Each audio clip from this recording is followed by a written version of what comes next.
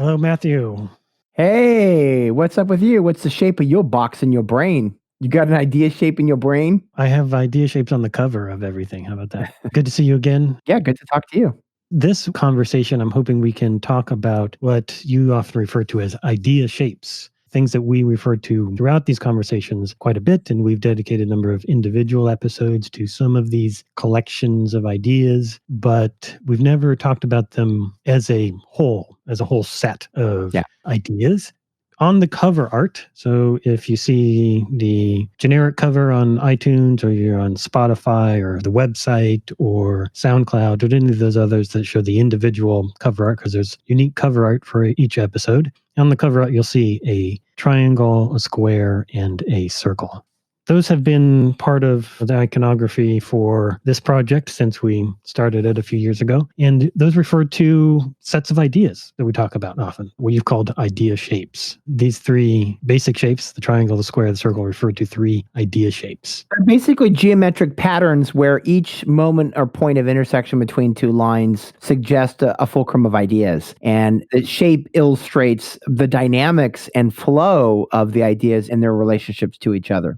The idea shapes are sort of a way to identify no bullshit theory. Mm-hmm. Really radical essentializations of the world we live in that create a framework for dealing with the chaos of the social order. So they're shorthand for, one, where are we? Mm-hmm. What are the conditions we live in, and what are the sets of core problems in the world? In Hollywood parlance, we call that the big picture. What's the big picture? So they're shorthand for where we are now, where we should be, institutions, where we're ultimately aiming. Absolutely. Yes. In other words, these three refer to, one, systemic diagnosis and critique, two, viable solutions, how we get out of this mess. We should already have.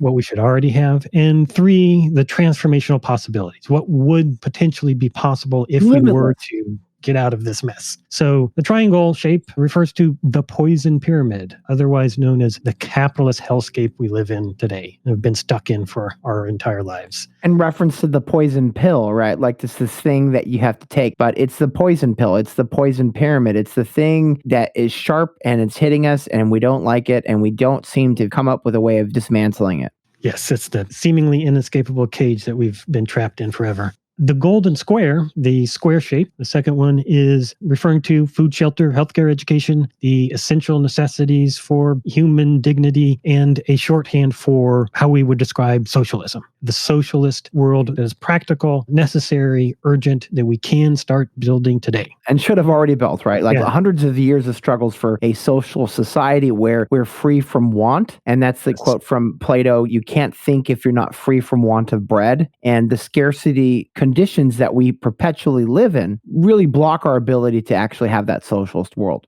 And the third basic shape, the circle, refers to the utopian sphere. This is the one we admittedly, thus far in these recorded and published conversations, have unfortunately spent the least amount of time on because it is the furthest away. It is the hardest to imagine. Yeah, the one that requires the most heavy imaginative lifting because it is so not apparent at all within this capitalist pyramid scheme hellscape. But it is the vibrant, beautiful, post-scarcity future that we could build, that we have the potential for on this fragile planet if we could just first get the golden square. So after food, the golden shelter, healthcare, education, we get those things, put those in place, the mind opens up for all of us, not people that just have generous pensions and steady tenure track jobs, but it opens up for all of us, this creativity that flows. If you wanted to map this onto a more conventional Marxist trajectory, otherwise think of this as simply the triangle, this pyramid scheme is capitalism. The square, the golden square, is socialism. The circle, the utopian sphere, is communism. Not entirely equivalent, but more or less the kind of trajectory we're talking about with these idea shapes. And communism, as it was mutually defined and agreed to by anarchists and by Marxist-Leninists and Marxists, is that the disappearance of the state. We think we're going to need some versions of the state to actually create the golden square, and we're anarchists, but we don't think that should be the final form. Right? It's not the final form. It's just like we have to actually transcend the state eventually, but first we have to create the conditions to unlock the cage with our own hands. We have a long way to go, but it's important, I think, to look towards the horizon. And it's important to acknowledge that there's openings now than there hasn't been in 30 years. Yeah. There's potentials, but there's also a ticking clock. The veil has come off with climate change that capitalism can keep on going. Yes. For more and more people, the veil has come off. These idea shapes, this is a straightforward, to the point kind of way to pack in a lot of ideas. Like if we listed each of the things of all of these, it would be a 10-minute list of either grievances or potentials or possibilities. And listeners of the show have complicated what would be in the poison pyramid, suggesting that there are other things like nationalism that could have been included. But we're not trying to actually create a complete picture of the world. We're trying to radically essentialize for the strategic efficiency of moving to the golden square, to building the utopian sphere. We have to kind of restrict the complexity of the world to actually make smart moves, chess moves through this process. Yeah, this is a strategic focusing in on the most critical, the most essential, the most to the point. Yes, we want to spend the time to talk about all of the associated complexities in the problems and in the possibilities for transformation, but as a shorthand to get to the point. What do we fucking do? Because the time is short. That's what these idea shapes are about. So they're a way to signal what is really a critical deep systems thinking and engagement, but without a lot of bullshit pretense. They don't require a lot of... Go read this book, or I don't think you need to read a book to understand these ideas, right? You don't have to go take a seminar or go to grad school so you can be effectively engaged with these concepts. As we jokingly call this podcast, is kind of grad school for radicals. So it doesn't require some special theories from some book that's been translated from German. Yeah, it's not contingent on the old ideas of some canonized dead white guy.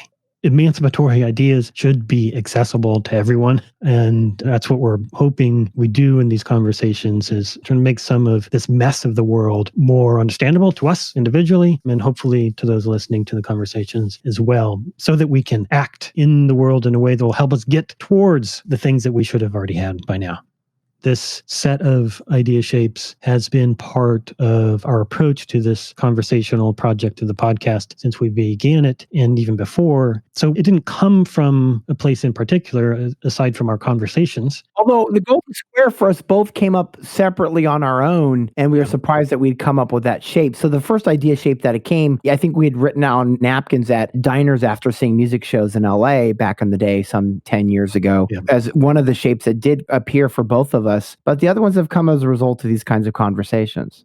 But as a collection, they weren't necessarily derivative from anything that we've encountered. But we do see correlates and parallels from time to time in places. And one of the recent conversations we had, one of the recent texts we delved into, was by Eric Olin Wright, his book, How to Be an Anti-Capitalist in the 21st Century. And in reading his other work that book condenses in his magnum opus piece, Envisioning Real Utopias, he talks about a framework that he developed called emancipatory social science. This is a pretty close parallel to this collection of idea shapes. He says that emancipatory social science seeks to generate scientific knowledge relevant to the collective project of challenging various forms of human oppression. To fulfill this mission, any emancipatory social science faces three basic tasks. The first one is elaborating a systemic diagnosis and critique of the world as it exists. So you can see that is quite directly parallel to what we call the poison pyramid, our shorthand for the systemic diagnosis and critique. Secondly, envisioning viable alternatives. That is where a lot of his opus piece, Real Utopias, and other work, he spent a lot of time. That Real Utopias project is all about viable alternatives. And that's really the golden square component, right? Definitely. And then thirdly, understanding the obstacles, possibilities, and dilemmas of transformation. Basically, what is the problem? What is the solution? And how do you get from the problem currently to the solution? That also suggests the utopian sphere, because there will be obstacles, possibilities, and dilemmas of new ethical questions and inquiries that will develop because there are other invisible oppressions that we don't want to acknowledge. This framework of his, emancipatory social science, isn't a one-to-one parallel, because our notion here of utopian sphere, like you said, opens up new dilemmas and new possibilities. But this particular assertion of transformation, the dilemmas of transformation that he puts forth, is more about getting from the problems present now to our viable alternatives. In his book, he calls the strategic logic of anti-capitalism that there are like 5 set patterns. He thinks there's really only 4. And that element of transformation is like how we take the diagnosis and move to the alternatives and knowing which strategic logics of anti-capitalism we use. So we're going to talk about each of these 3 idea shapes: poison pyramid, golden square, the utopian sphere. And then we'll wrap up talking about some ideas that relate to the problems of transformation, how we get from here to there. Yeah, sounds good. First part, the poison pyramid. This is a shorthand for the systemic diagnosis and critique. This is an answer to what is wrong with the world and what are the root causes. Well, in both of our thinking, the root causes come from bad ideas. Sky daddies. Yeah. The poison pyramid is describing an era of extreme inequality. And it's an extreme inequality that doesn't have to exist when we have the tools, technology, and distributive systems to have post-scarcity already. This is an imposed set of conditions. We could live in a very, very different world. A lot of carbon energy is used to maintain these inequalities. It takes a lot of work to make a wall and to make a boundary and to create an enclosure on people and their mind or on material spaces or on access to the fundamental rights of being human. So it's an extreme inequality that's not just, oh, you're in the medieval period. It's an extreme inequality that's being created askance from the actual ability to actually create post-scarcity. In answer, an investigation into the question, what is wrong with the world and what are the root causes? 1, it's not about individuals. It's not about bad actors or rogue agents or fringe elements or the bad apple. Right. Yeah. Any other way that we would put it onto personal choice of a few individuals. It is about systems. It is about the collective result of ideas for building the world. So the ideas that have built the world are the problem. And these are systems that their propensity to create hierarchies is the main problem. Yeah. They are different types of hierarchy generating machines. Yeah. One we'd agree is the biggest, which is capitalism, but also religion and celebrity. Yeah. These are systems that are designed to maintain and extend this disorder of inequality. Yes, it is obvious to anyone who will be honest about the world that capitalism is clearly at the heart and the pervasive underlying cause of conditions of extreme inequality that we've been living in. But what's important, I think, is to understand that it is not just capitalism. And it's not the first order of inequality generating machines that existed. There are much older ancient ones, like, for instance, religion that predates both notions of celebrity, which touching base on Alexander the Great as the first celebrity in the world, and then also capitalism, which has emerged over the last 200 to 250 years or so. And in day-to-day experience of the world, there are systemic things that we can identify as the cause of much suffering and violence, domination and oppression in the world. Patriarchy everywhere, the violence of white supremacy everywhere, especially in the US. A race. Mm-hmm. And in the British colonies. And there's a long list of systemic problems in the world. We talked about nationalism earlier as another example of a hierarchy generating machine, but none of those we think are the ones that are the most imminent blockers. Right. These are the imminent blockers right now. And are the nodes, the unique nexus points within which we can contain and describe all of these forms of oppression and hierarchy and domination that prop up all of these other accordant systems of domination and oppression. So religion, we don't agree 100% on all the points of all of our arguments about these things, but you and I have more or less an accord around what we notion mean. Of organized religion, right? Right, by That's these things. Where the demarcation is. I think there's something different from the praxis of spiritual ritual and those sorts of things that are not dogmatic and don't seek to project their own anxiety on dominating others versus organized religion, which is quite awful and is hierarchical and is a projection of domination. Yes. The contention is that the tentpole defining unique points that we would call out in a shorthand to describe all of these pyramid scheme relations of hierarchy, domination, and oppression in the world are religion, capitalism, and celebrity. And in that order, religion as a whole, organized religion, the deferral to the unique authority of largely in the dominant monotheistic religions of a white male figurehead as the end-all be-all of everything in the universe, as establishing and creating a bedrock of a logic that is about hierarchy, that informs all other human systems. And Murray Bookchin in Ecology of Freedom cites religion and patriarchy as maybe the very first two formations of hierarchy in human society. And it's often really rooted in a fear of death, because those who are older created this manifestation of the spirit world to maintain and protect their own lives so they weren't thrown away by the village. And so religion becomes a way of protecting yourself from a kind of mortality. And so by having a special connection to some invisible world, you're able to relegate the physical world into a position of domination. The thing that's common about all of these things is that they're all rooted in and justified by mythologies, and mythologies that propose horrific false claims, that set up a logic of domination, that there's something inherent about certain characteristics, certain populations, certain divisions within human society that mean that there must be domination of one type of group over another type of group. And this can be seen in everything in our world. This is just ever present, and it comes up in all kinds of different ways, and they all interrelate and interact and intersect. And so our conception of this shorthand, of this idea shape, identifying these three primary nodes of this idea shape, is that they map out a deep systems understanding that points towards hierarchy as the underlying thing that is driving us towards higher degrees of inequality and closer towards extinction, and creating this dystopia that we live in. This is dystopia.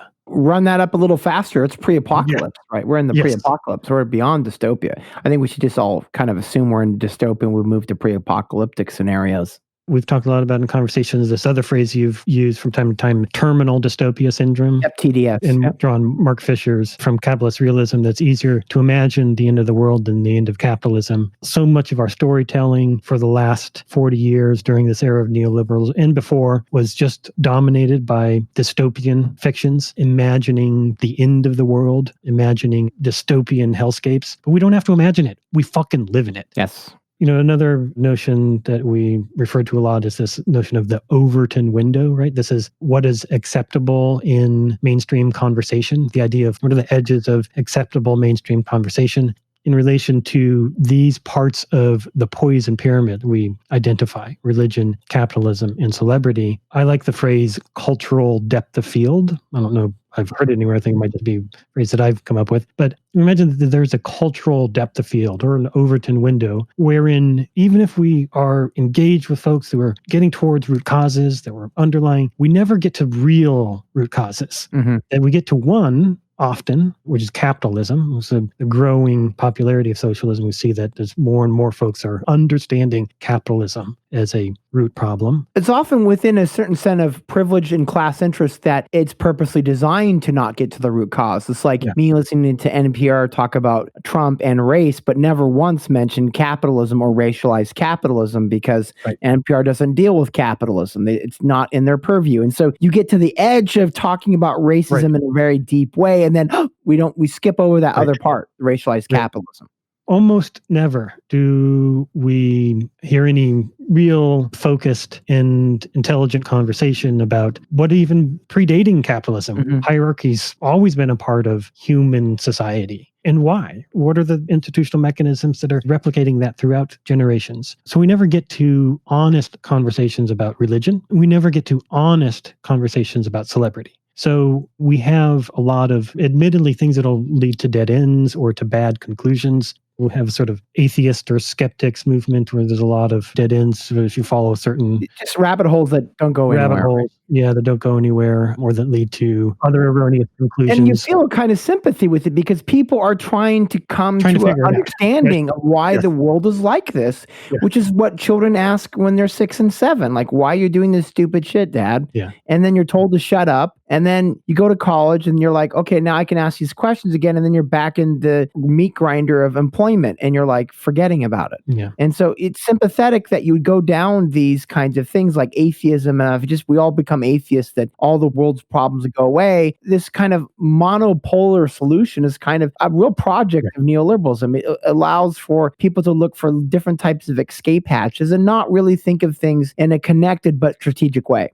That's a crucial part of understanding our approach in this project, understanding what we mean when we say the poison pyramid. And even when we mention just these three things, again, it's just a shorthand, because otherwise we're in a list of almost infinitely long list of grievances that we can point to. And we want to be somewhere between, not being simplistic, but also not at the same time being overly complex, where we're just kind of weighted down with fraught terminology.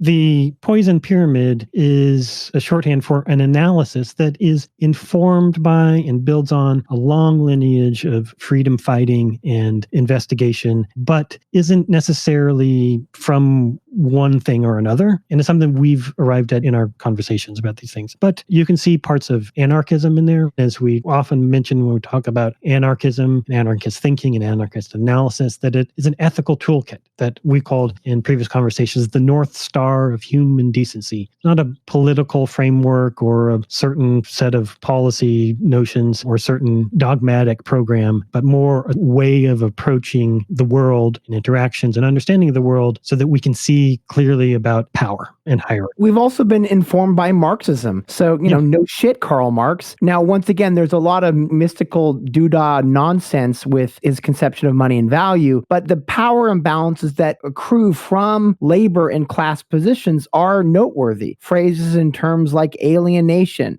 and means of production. These terms are very useful to thinking about power imbalances when it comes to workplace relationships and our relationship to the economy. So in terms of Karl Marx's socio-political angle, Marxism has been deeply influential for us. And most anarchists would say they've been influenced by Marxism as well. Even though we don't subscribe to all of its tracks, it does have necessary elements to it. And we're not going to be waving a flag with Marx's name or Marx's face on it or any of that kind of fucking idol worship bullshit. We're not going to tell you to go read Marx or go read Capital. Come back to me when you read Capital, because I won't do the emotional labor. No shit, Karl Marx. We've lived in capitalism our whole fucking lives. We know it's the fucking problem. Also, identity politics in its more initial radical origins.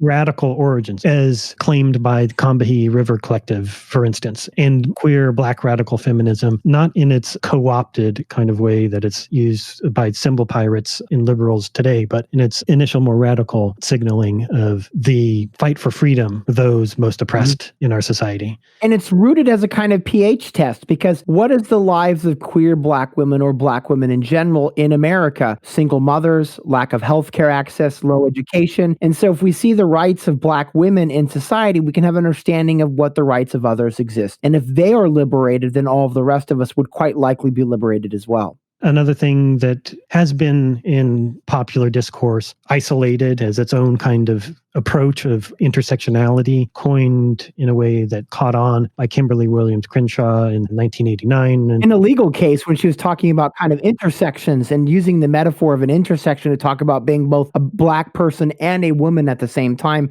and that they intersect in unique ways that is separate and different than the lived experience of just being black or just being white. And ideas about social ecology, and Murray Bookchin mentioned often as one who has written the most about and really building deep democracy, looking at democracy as a highly intensive participatory tradition that can be fulfilled because of the post-scarcity potentiality of a fully automated or mostly automated society. And these things relate to another thing we've mentioned before, is a social ecological model. It is related to both identity politics and intersectionality, social ecology, but comes from the field of psychology and human development, and is used by those in fields working in harm reduction, and provides a more nuanced, complicated understanding of how power works in the world and how that manifests itself in our relations and in our individual lives. The thing about all of these things is that this idea shape points towards hierarchy. Hierarchy being the problem.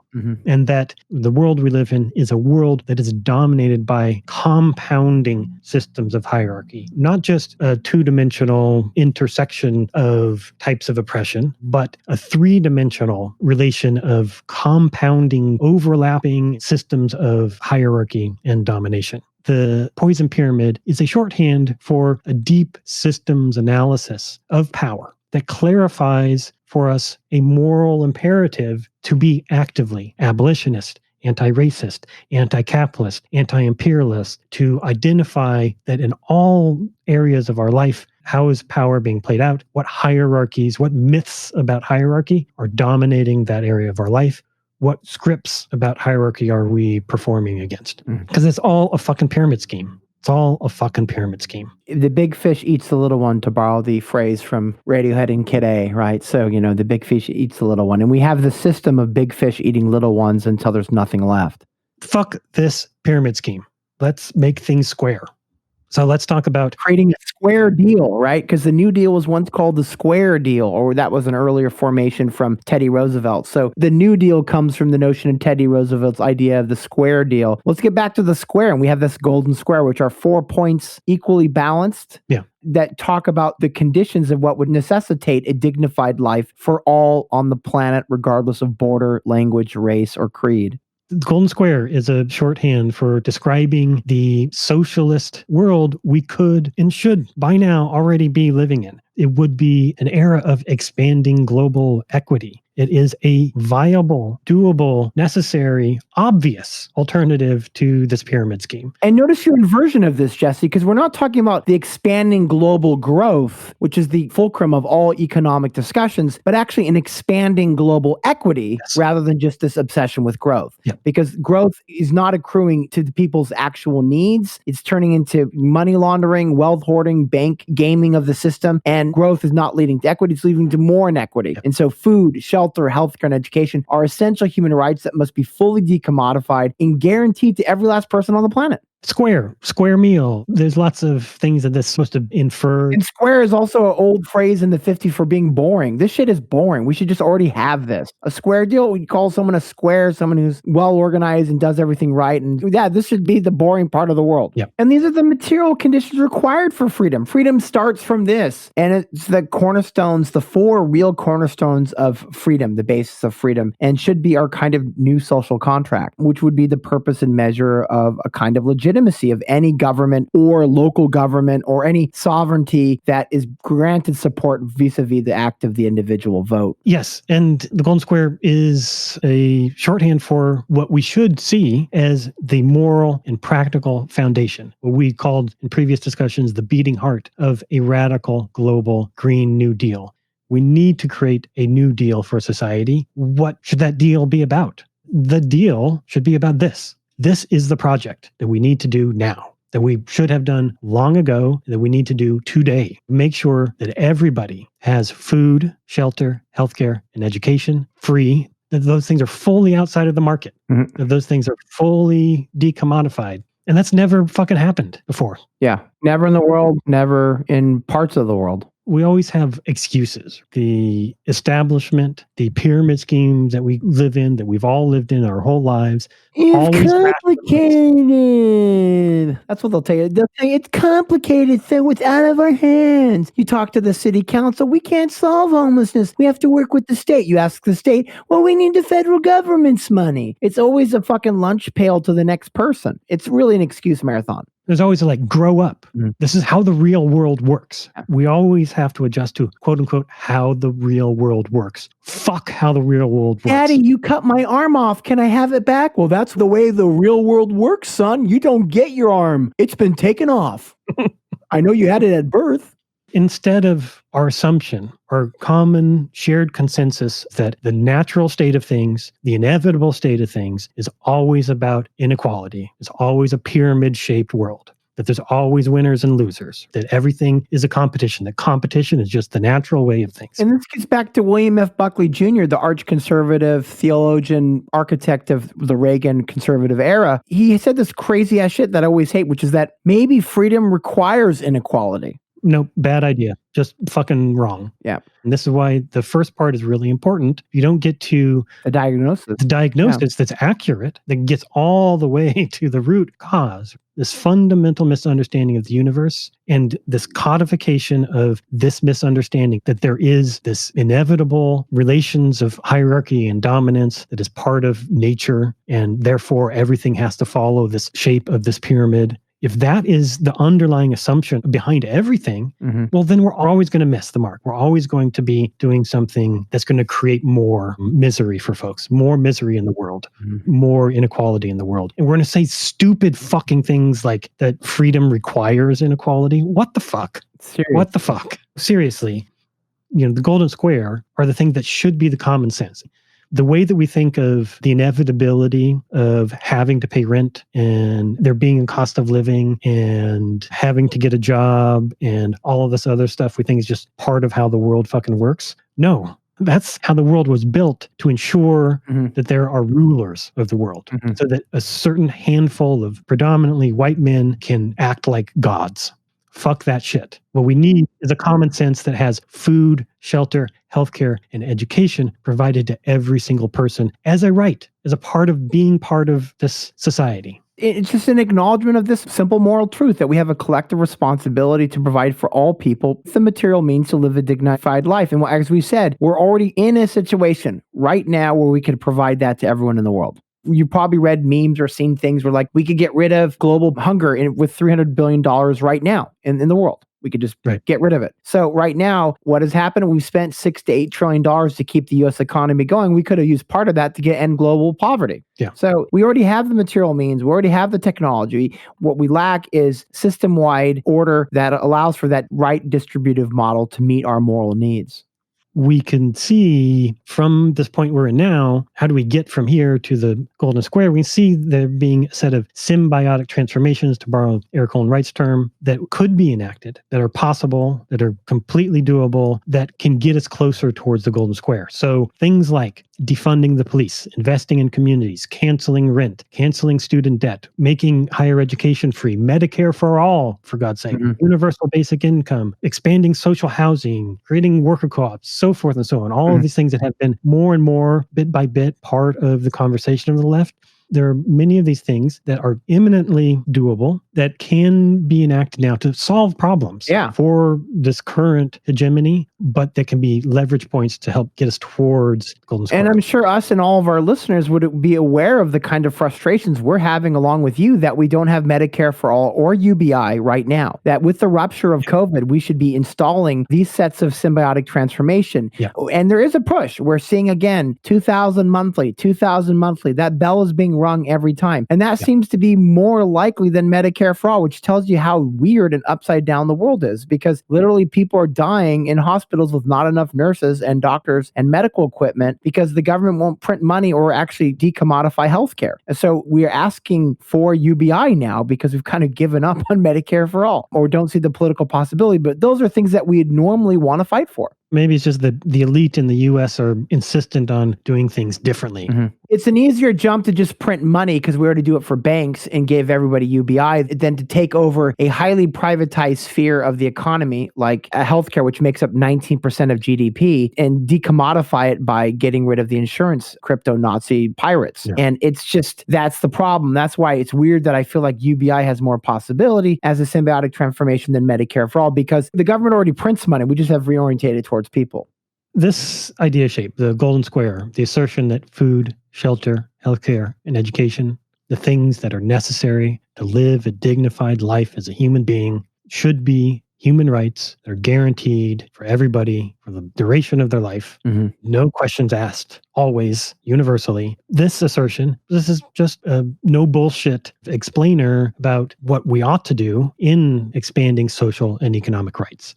There's a deep origin to where this comes from. It's not that the golden square doesn't come out of anything. It's actually a play on the phrase that already existed, the golden rule. Treat others as you would like others to treat you. Yes. And the old phrase, do unto others as you do unto you, is the old framework. And it predates Christianity, predates Buddha, and predates Islam. So this is a really rooted circumstance of reciprocity, what David Graeber calls baseline communism. It's also a socialist principle from Marx, from each according to ability to each according to need, which already demarcates the kinds of material circumstances that would make for a good life. We had the conversation last year, episode 31, no bullshit blueprint for socialism. We talked about a lot of this in more detail. But, one of the things we can identify in this lineage too is FDR's assertion of 4 freedoms. He talked about it in his speech in 1941, where he identified speech, worship, freedom from want and freedom from fear as four freedoms. Freedom from want being one that's most closely related to this idea. And we can see again drawn upon in 1966, the Philip Randolph Institute, the Freedom Budget for All Americans, to put forward a lot of these ideas we were just talking about of guaranteed income or UBI, universal healthcare, healing the planet. All of these things were part of the obvious, necessary set of policy proposals in the late 60s we knew would ensure this freedom from want. And in some sense, the civil rights movement was a return to the hope and potentials of the Reconstruction era, where we could have a multiracial democracy, where we could have a condition where blacks and whites and folks of color throughout the country could actually benefit from a social democratic model. These ideas were also reflected in the Universal Declaration of Human Rights, specifically in Articles 25 and 26. If that declaration was something that was actually adhered to, would, according to the language in that declaration, ensure that we all had these things as decommodified provisions, but it's largely something that was just symbolic. But these things are known, obvious. And like we often identify in many of our conversations, we see the golden square, parts of it identified all over the place. And usually in the fragmentary way, we usually see 3 out of the 4 things. Or like 2 out of 4. Mm-hmm. Usually it's like 2.5. Usually it's 2.5. So usually we see like maybe housing, we see definitely education and healthcare. Yep, very frequently. Sometimes housing, or sometimes like rarely food. Food's left out. It's too damn high. Yeah. But really, we mean an expansive set of things, and these are shorthand. So just like religion, capitalism, celebrity, and the poison pyramid, we don't mean just exclusively those things and not all the other associated things, but those are tent poles and shorthand for describing this collection of things. That food, shelter, healthcare, and education, we mean all of the things that are required to live a dignified life. If it's something that is a necessity to live in dignity, you should not fucking pay for it. It's not negotiable. That is the no-nonsense socialist conditions that we should be aiming for, that we should already have. Bullshit.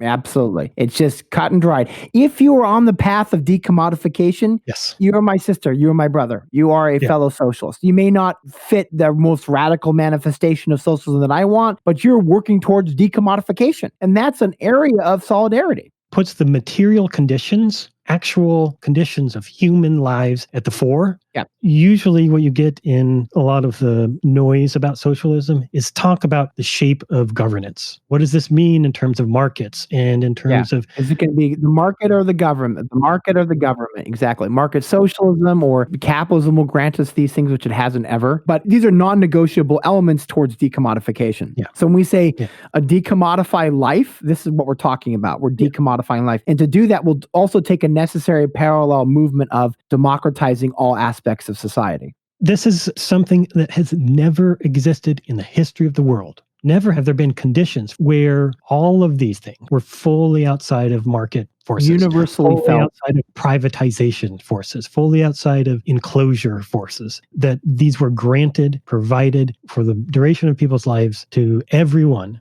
This has never happened. So this is, in some regard, a very revolutionary notion. It's a very transformative notion that actually could have potentials that we just can't imagine, because it will unleash a flowering of freedom and potential that has never been seen.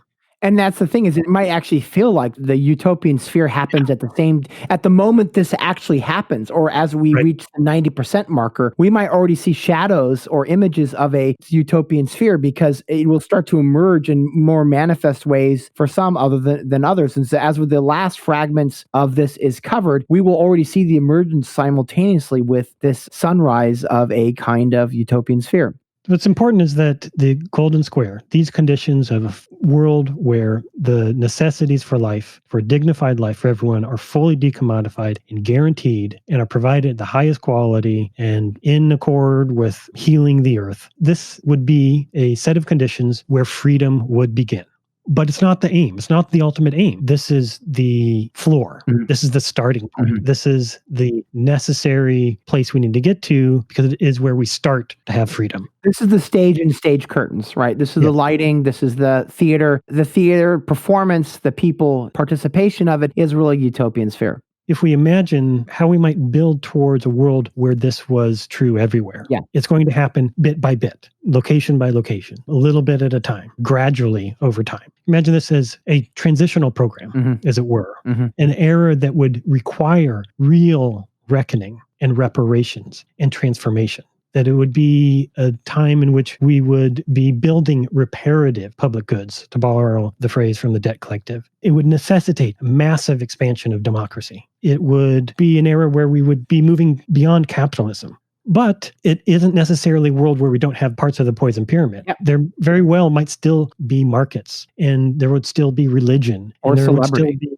celebrity. We would be necessarily abolishing the motherfucking cost of living and moving away from the profit motive as the thing that shapes all of our lives. But there would still be parts of these old, ancient, and new systems because we're talking about the decommodification of the golden square: food, shelter, healthcare, and education. There's other parts of society that would still kind of exist in fragmentary ways that would still have to be dismantled. So this is the acknowledgement that we would not be able to erase these older hierarchy generating machines like the market, the idea of religion, or the idea of celebrity. They quite will likely be something we have to deal with later on. It would be an era, though, where we would need to be remaking everything, because this would impact every part of our lives and the world. And certainly in reference to our last episode that we must change everything, we also have to do everything to change everything. This would require actively dismantling white supremacy and vigorously smashing the patriarchy and moving into an area of degrowth and rewilding and healing the planet and disarming the planet. This is a notion of a transitional phase, a bare minimum so that we can actually be free. Free from want of bread. So that we can build towards a real aim, which is a further, more distant, unknown utopian horizon. This is what Bookchin talks about too, which is like when we had egalitarianism, we had scarcity. So from hunter-gatherer society and primitive societies that were pre-agricultural, we had egalitarian relationships, but we also were conditioned by permanent scarcity, the fear of scarcity. Now we have the potential, at least before crop collapse with climate chaos, we have the idea of we could have post-scarcity. We don't have to have scarcity anymore, but now we have incredible inequalities between people. So we've got one side of the coin, but not the other. And this is an attempt to kind of get both sides of that coin, that they're both evenly balanced. To square the world for once. And once we square the world, then we can start to shape it into accord with the actual planet we live on, to become a sphere, working in symbiotic, mutually beneficial relationship to this fragile planet we live on. This third idea shape, the utopian sphere, is one we've spent the least amount of time on in these conversations thus far, because it is the most distant, unknown, less prescribed, less obvious realm. But it is, if we start to imagine beyond the bare minimums of escaping a world that's all about domination and oppression and extraction of value in every realm of our life, once we get free, once we have freedom by decommodification of life and democratization of society, we build towards a utopian horizon. And these are things that might seem rather strange to actually deal with as concepts. But when people talk about that Star Trek future and the lack of it, we can see that the conditions of human flourishing and human potential can be realized in this space. And it will emerge almost in an overlapping sense when we achieve the golden square. As we get to the farthest edges of it, this will start blooming like wildflowers in a desert. The utopian sphere is how we would describe an era of lasting universal equality, real equality. First, we got to have equity. First, we've got to repair past harms. But once we do that, and once we start to live on a foundation where it's not about competition, it's not about imposed scarcity, it's not about domination, we can really start to live in a world of real equality. This is a long ways off from where we are. But why talk about it, Jesse? Why do you think so? This is immensely important in helping to inform our actions now. But also to create urgency and excitement. Like there's something that's waiting for us. We're in the ocean with very little food, but we're looking for the faintest outline of that island of hope. And this provides the kind of necessary urgency and excitement that would commit us to completing the golden square. And when we have this sense of what's possible beyond the golden square, we really get enthused and exuberant. This is the prize waiting beyond the struggle to just get free. It's encoded in slave songs. It's encoded in our art, but it's never realized. We often have experienced utopia as ephemeral moments of 15 or 30 minutes, and it's so temporary. Yep. Well, what if it was permanent? What if that good feeling never left? If it was all the time. Yeah, exactly. What if that nice hum of the orgasm never left? It is hard to actively imagine because of the conditions that we live in, because of the cages we currently occupy. It's hard enough just to imagine what it would be like outside of the cage with real freedom. What do you mean I wouldn't have to pay rent? And what do you mean I wouldn't have to sacrifice my entire life to some stupid bullshit job? To imagine actual building upon our potential without those imposed constraints. It's something totally It's wild. hard to imagine because you know what this reminds me of is within science fiction communities, and this was credited by a science fiction author I can't think of off the top of my head. Oh, Werner Vinge. And he had a phrase, he actually came up with a term and really identified it as the singularity, which is when artificial intelligence became so advanced that we could no longer determine or even imagine what the future would look like because computers and AI would be going so much faster than we are. Yeah. And we wouldn't even be able to understand what they're doing. And that's called the singularity. And this does, in human discourse, feel like the singularity. Yeah. It's hard to imagine because things would move so fast. Hopefully we'll spend a lot more time in the future talking about how we would imagine this utopian sphere, but it isn't necessarily, in my imagination, something that has to be contingent upon the development of certain technologies. Fully automated luxury square-space communism, right? It's always automated, right? The computer's always there. We're not shy away from the ideas of automation. There's certainly all kinds of liberatory potential to technology, and there's also all kinds of potential danger in certain technologies. Certainly the biggest danger is the concentration of power. Ownership of that automation, ownership of the algorithms, ownership of the databases and the sky towers and the underground clouds that exist below the ground in San Jose. So yeah, there's definitely dangers with that, but we would like to automate out of all of the drudgery to open up the artistic and intellectual and creative potentials in human beings. You know, one can imagine a kind of steampunk utopia where actually the technology of the early 20th century would be entirely sufficient to create a utopian world. You see this in some of the books when utopianism was in vogue, like News from Nowhere, where you had this agrarian utopia that had modest technology but large forms of equity.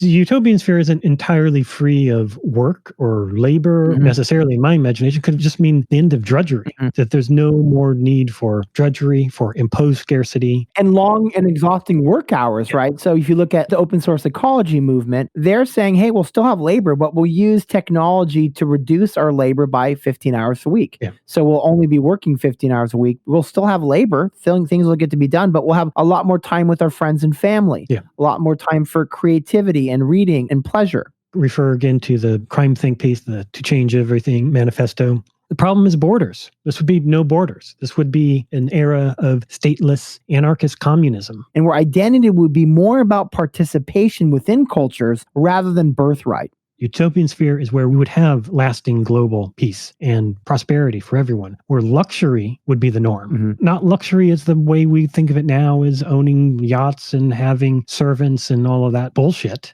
That's domination. Luxury as in the complete freedom to do with your life as you choose and to pursue pleasure, to have access to all that you need to fulfill your potential. I also want to stress my important note that once we achieve the golden square, part of the utopian sphere is the ever-evolving demands on equity and equality and participation, and that the utopian sphere is a dynamic flow of dealing with new problems that are invisible to everybody. So suddenly, if you have the golden square, the rights of animals would be centered in discussion. We would actually have really big debates about whether we should still be eating animals and how and when we create that transition. We would really be talking about how do we attack celebrity. So some of these things would be in the utopian sphere, suggesting that the utopian sphere is a dynamic, ever-changing thing that is not devoid of problem. It's not this utopian cloud heaven where you get fellatio and cunnilingus whenever you want it. It's got problems in it, but it's problems that are now more visible because we have food, shelter, healthcare, and education out of the way.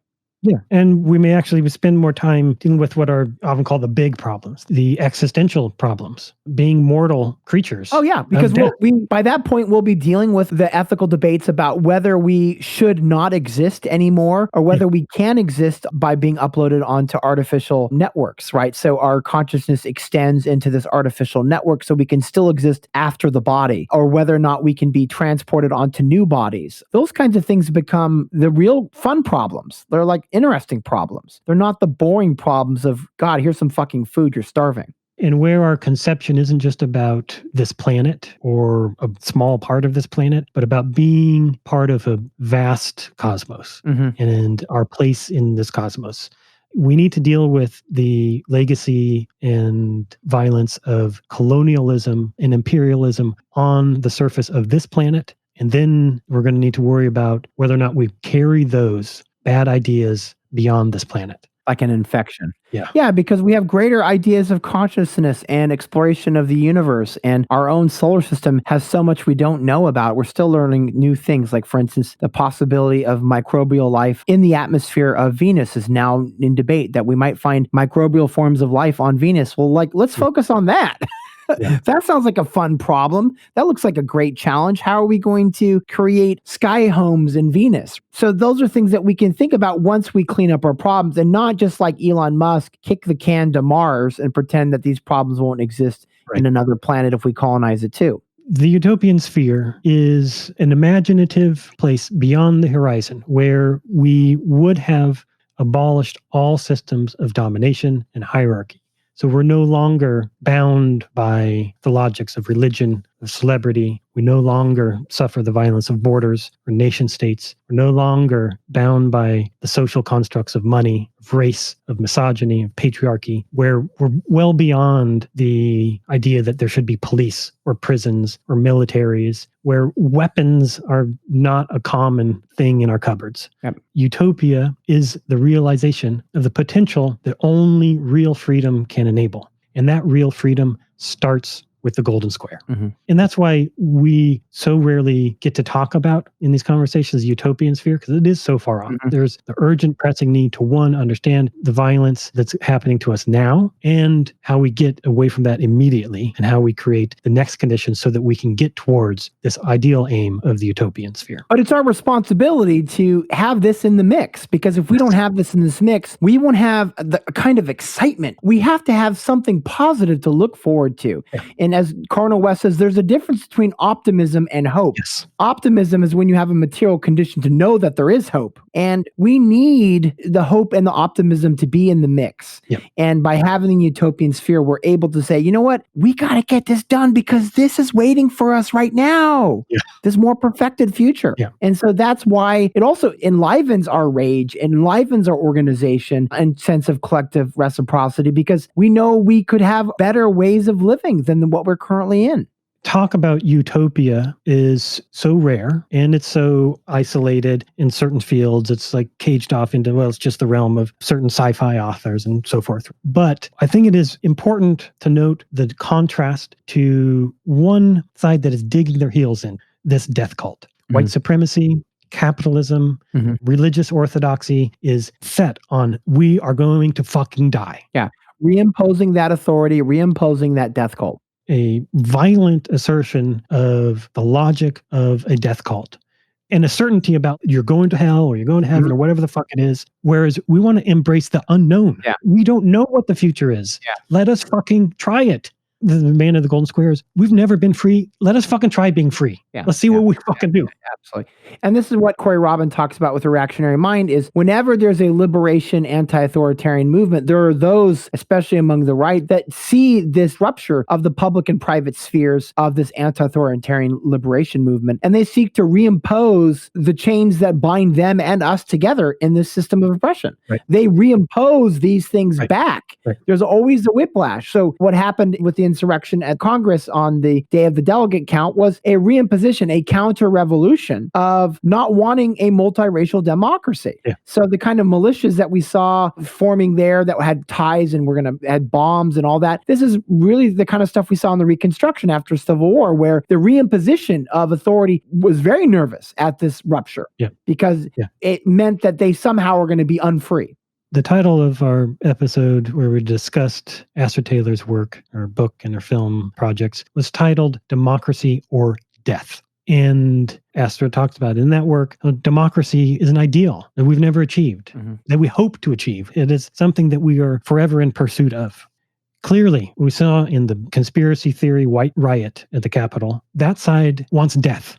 They want the certainty of death. We want the possibility of democracy. It is a Mad Max Fury Road where you show your patriarchy by your lack of fear towards dying. And not wearing a COVID mask is a way that you reimpose your patriarchy. Don't wear the mask. You're a fucking pussy. You're a woman. You're weak. You're vulnerable. Don't show me love. Don't show me compassion. Don't show me solidarity. Show me that you're a goddamn man. And who are the ones not wearing masks? White men. White men are the ones that are not wearing masks, disproportionately to any other population subset. So this is about patriarchy and patriarchy's obsession with domination at the expense of survival, even survival.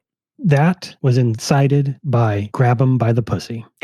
There's a new book called John Wayne and Jesus, and its basic argument about the evangelical movement is it's deeply tied to patriarchy because the men that are chosen by God are hypersexual, and so they must be forgiven of their sins because they have so much power given to them by God. And so many of these evangelicals that have committed immoral acts of promiscuity in their marriages or whatever, infidelities, they're forgiven because God has granted them so many powers over us to implement God's vision of the world. And so it's deeply tied to patriarchy. That's why the evangelical version of Christianity is the most toxic, because it's also the most patriarchal. It's John Wayne and Jesus. God, guns, and Trump.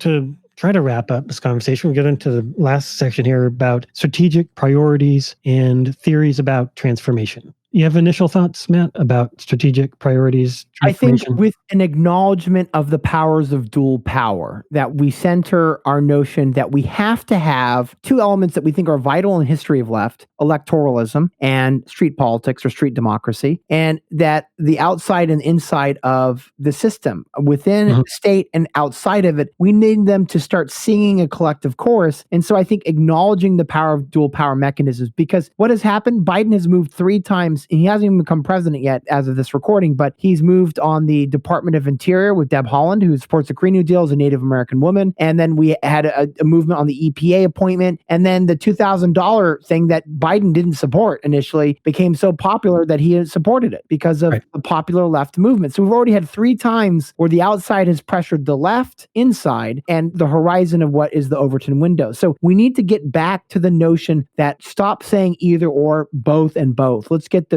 dual power mechanisms going. Yes, absolutely. Building dual power, but on an individual basis within the context of the systemic understanding. The first part is just coming out and acknowledging that you are not alone in this.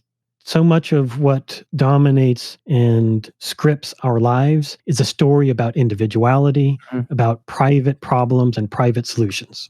I think the first thing is about being overt about your position, being overt about being feminist and anti-racist and anti-capitalist, about being socialist. This has long been part of the initial baseline projects of the left of political education, of consciousness raising. A lot of what presumably this project is aimed at is consciousness raising, is political education, is a message in a bottle to others. Be like, we're standing.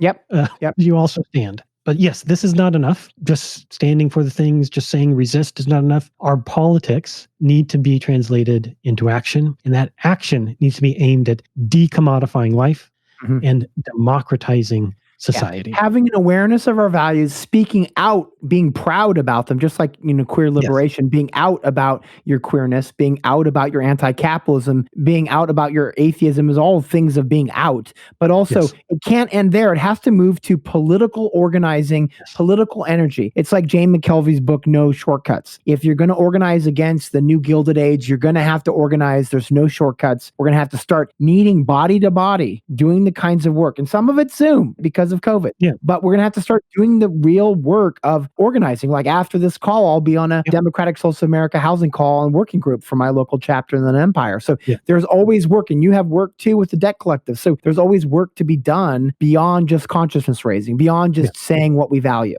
Coming out, being overt about it, saying what your values are, what your position is largely in service of building solidarity. That is like step one, building solidarity. So much of why we're in the position we're in is we've failed to do even that first part.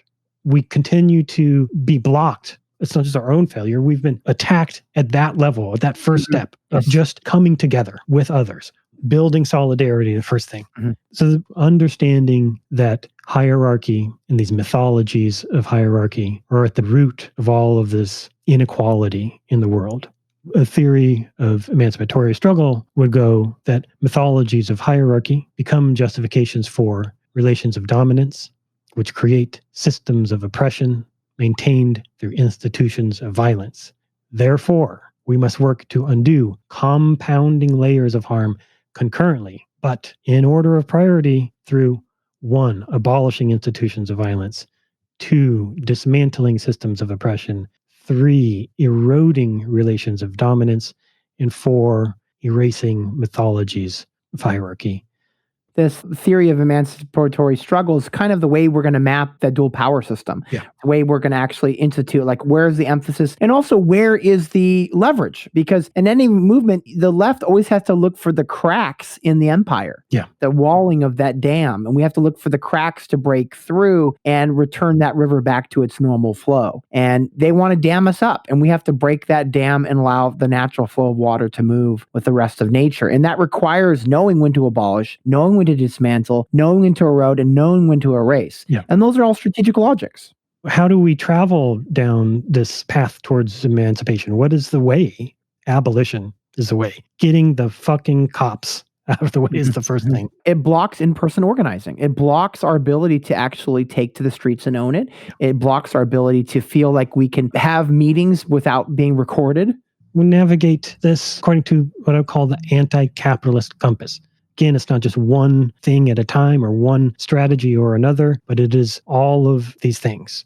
Sometimes more focus on one than the other, depending on conditions, but that these 4 directions are equally important. We need to be working towards all of these. 1, eliminating state violence. 2, guaranteeing social welfare. 3, decommodifying life. And 4, democratizing society. Absolutely. At any given time, we may have more or less opportunity and potential to move one of these or the other. Like you said, we may have more opportunity currently to see UBI be a possibility in the United States than universal healthcare. But it just depends on where's the potential at any given time. At the end of the day, capitalism must not continue. I have no patience for any position that isn't overtly anti-capitalist. I just don't think you're living in the real world if you're not anti-capitalist. You're living in this bubble world where you're not willing to acknowledge that capitalism's current predilections towards environmental destruction is going to keep you alive. Capitalism's not keeping you alive. No. It's not keeping you alive. It's putting nails in your coffin right now as we speak. This is the choice that we're presented with. It is democracy or death. It is eco-socialism or involuntary extinction. It's utopia or oblivion. We either are heading towards this utopian sphere, and that is our aim, and we need to work towards that quickly, or we're just heading towards oblivion. The world is something that humans make, and we have thus far inhabited a world that was made exclusively for the few. But we must now collectively remake the world by and for all of us. Yes.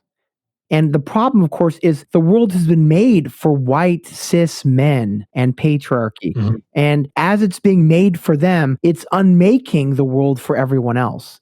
So to create the pathway where we crash that dam and bring water back to its natural form requires an unmaking of them and a remaking of us. Yes. Everything must change, and it must change now.